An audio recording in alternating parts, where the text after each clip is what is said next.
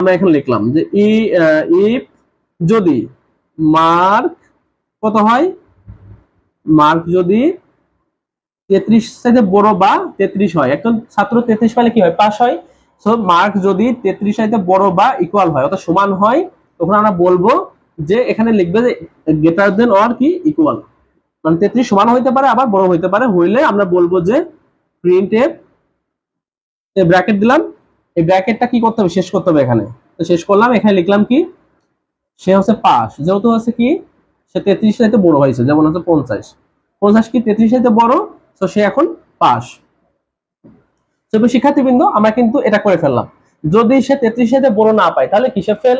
এখন মার্ক কত এখন তো আমরা জানি না, যদি এখানে না থাকতো মানে আমরা কিন্তু বলতে পারতাম না। একজন ছাত্র যদি ইনপুট দেয় 33 50 ইচ্ছা মতো ইনপুট দেয়, ও কিন্তু আউটপুট দিবে। সো এখন আমরা লিখলাম এলস, যদি এটা না হয় তাহলে হবে সে কি ফেল হবে। তাহলে লিখলাম ফেল, ফেল কিভাবে লিখবে, এখানে আরেকটা প্রিন্ট দিলাম, প্রিন্ট এফ ফেল।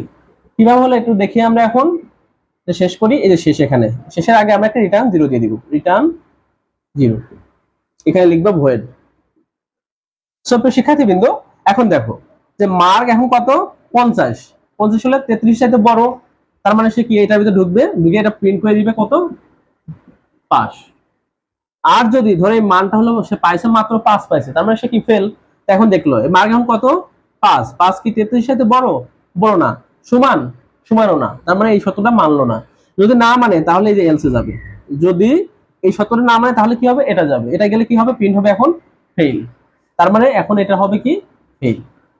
আবার এখানে তুমি 99 দাও, তার মানে কি এখন এটা পূর্ণ হয়ে গেল, তার মানে সে পাস করে গেলে এটা প্রিন্ট হবে পাস। তার মানে এই মানটা এখন কি হবে, যদি এটা পূর্ণ হয় তাহলে এটার ভিতরে ঢুকবে, তখন এটা কাজ করবে না ইপিএস এর সময়।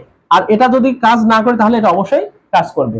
তার মানে যদি এটা কাজ করে তাহলে এটা, আর যদি না হয় তাহলে এটা, তার মানে একটা কাজ করবে। তুমি যখন ইপিএস দিবা তখন যে কোনো একটা কাজ করবেই, যদি এটা